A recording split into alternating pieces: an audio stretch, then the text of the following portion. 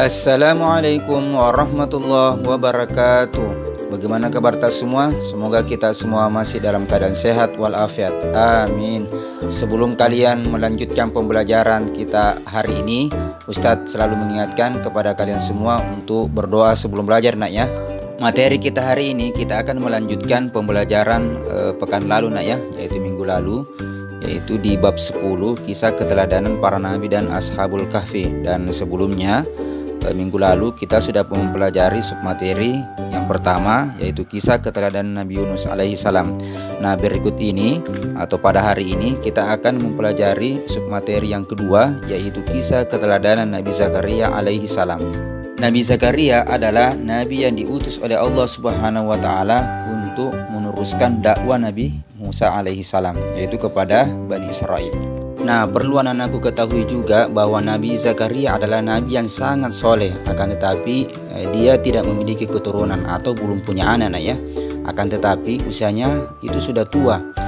Pengharapan panjang Nabi Zakaria untuk mendapatkan keturunan itu tidak pernah surut, selalu semangat untuk memiliki anak. Nabi Zakaria itu tetap beribadah kepada Allah Subhanahu wa taala dan terus berdoa terus menerus tanpa henti.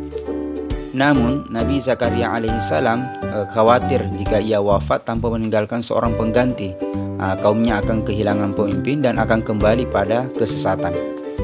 Dan yang paling dikhawatirkan oleh Nabi Zakaria alaihissalam terhadap Bani Israel, yaitu jangan sampai kitab Taurat itu akan diubah sesuai keinginan mereka.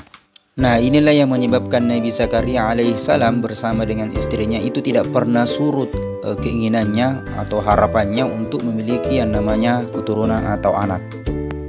Karena ia meyakini bahwa apa yang tidak mungkin menurut manusia itu sangat mudah diwujudkan bagi Allah Subhanahu wa taala.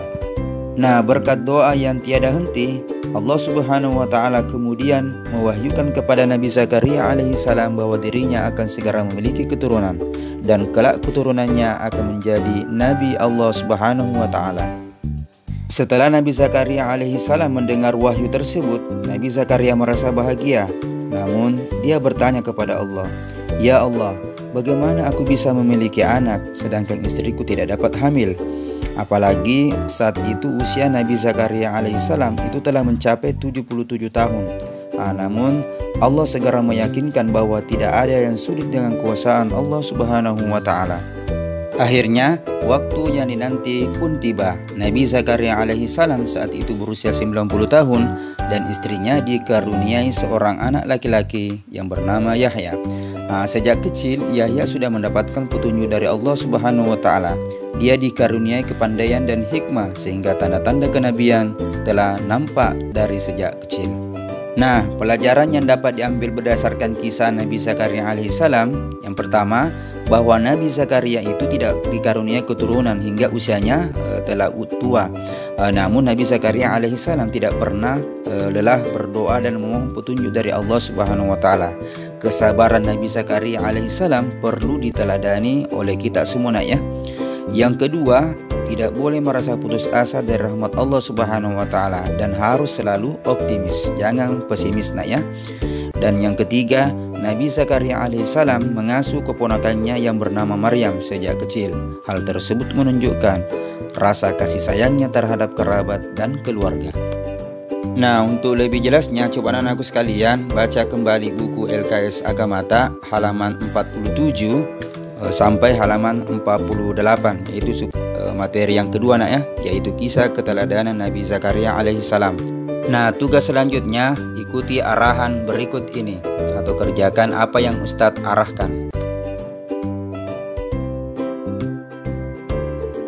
Sekian dari Ustadz, tetap semangat di rumah, dan pesannya Ustadz untuk kalian semua, jangan sama sekali meninggalkan sholat lima waktu. Wallahul muwaffiq ila aqwamit thoriq. Assalamualaikum warahmatullahi wabarakatuh.